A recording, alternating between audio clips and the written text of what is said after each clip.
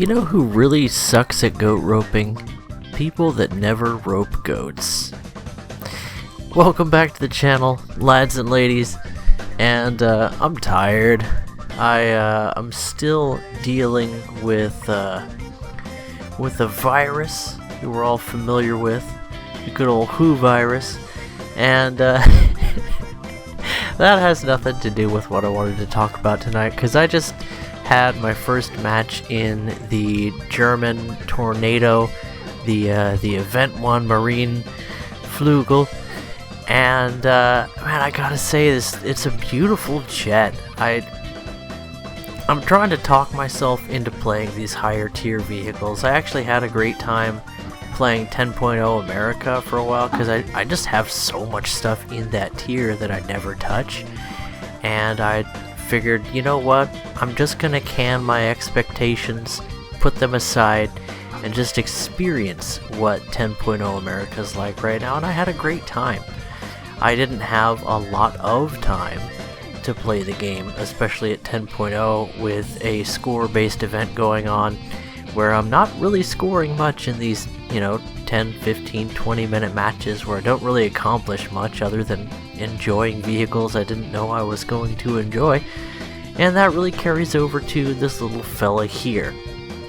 Or I should say, this big chunky dapper man. He looks kind of like those cats that are following Tom in that Tom and Jerry episode where they've got their chests all puffed out, and they're wearing their funny hats. And the stabilizer on this thing's rear end is just so massive. It kind of feels like, I don't know, when it's a little too close to the camera and you're trying to impress somebody, but it's just giving them a sense of being stabbed in the eye. But I guess if you zoomed out, this jet wouldn't be quite so beautiful, and gosh darn if it's not a beautiful jet. And that really makes a big difference for things like this. Is going to be a little bit of a rambly video in case you hadn't noticed. I'm tired, and it's been a long day, and I just picked up the mic and thought, you know what, let's see what happens. And I had such a weird match in this thing. This is pretty typical when I take out a stock jet. I just kind of want to see what happens if I try to ground pound, and something that shocked me right away is what you saw on my RWR if you were paying attention to that sector of the screen. And we do have our radar shut off because we're not using any kind of radar guided ordnance on this jet. We're stock with 2 AIM-9Ls, I think they are, and some fuel drop pods. So we're going heavy on the afterburner and burning low. And what you may have noticed is we were getting hard locked by somebody's radar from the moment we took off, which is just wild to think that that's where the state of War Thunder jets, the nature of the maps now. You can be locked by an F-14 from the moment you get off the runway, and he can just start guiding those missiles in on you. That's a little bit alarming. Alarm! Anyway, hopefully I'm not weeble wobbling too much here. My mic stand is still kaput, so I'm using my mic hand instead. It's kind of leaning in, so it's a new intimate experience for us to share together. And yeah, here we go up against something Swedish, and this is like the dumbest thing that you can possibly do, so don't fly this way, but I'm just screwing around here. And you know what? As often happens when you're just screwing around, you can put your wingtip into a bad position, and we kind of got what we were asking for there. We're effectively dead now, and we really show. There goes the other wingtip, just to keep things symmetrical. And you know what? That actually helped us out quite a bit. We're fully controllable now. We have about the same amount of control as a Mig-21, so we're good to go. We're just a faster version of the Tornado now. This is the Tornado Starstreak TM, patent pending and all that. But there we go. We accomplished something. Score on the board. And we're gonna end up being, I think, like the second or third most useful member of my team here in this match. So, sometimes sometimes these event team compositions can work in your favor because they give you a chance to shine, even if you're a bumblefuck like me.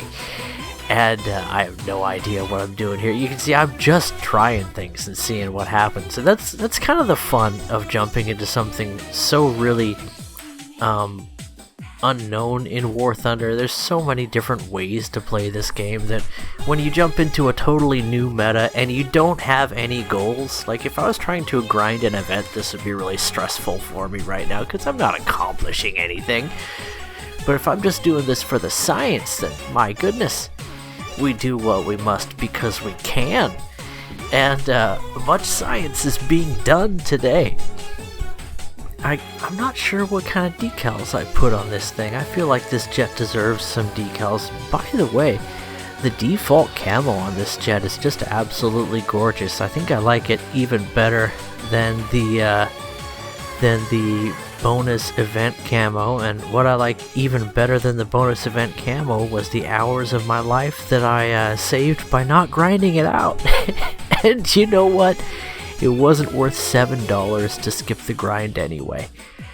So here we are in a more or less fully controllable tornado, because reasons. I strongly suspect that, you know, this might not be the most realistic depiction of the flight model of this aircraft, but yeah, you know, what do I know? Weird things happen at 700 miles per hour, right?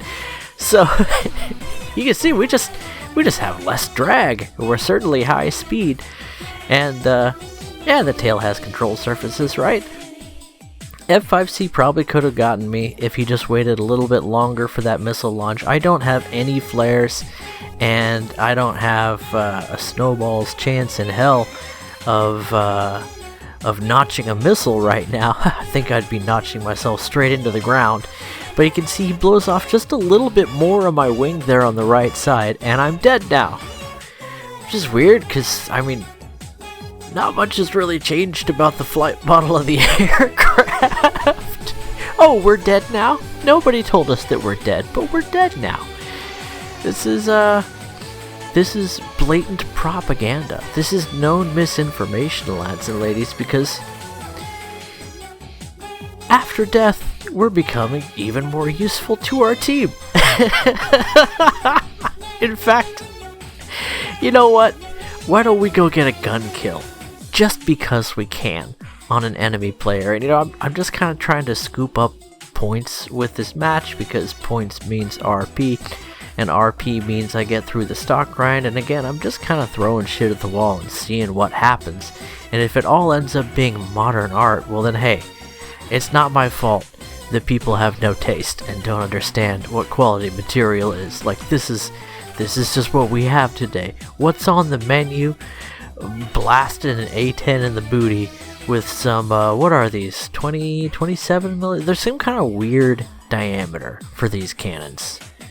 I can't remember what size they are, but they get the job done. And they also have APHE rounds, so they slap hard.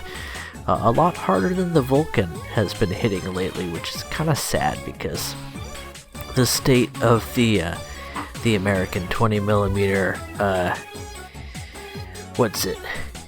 multi-barrel cannon is just kind of sad in the game right now. I'm sure it'll do fine. It'll do fine. It'll be fine. You know what else is fine? Trying to land at 600 miles per hour. What's the worst that could happen? We only need 10 miles of runway. What do you mean we have 2 miles of runway?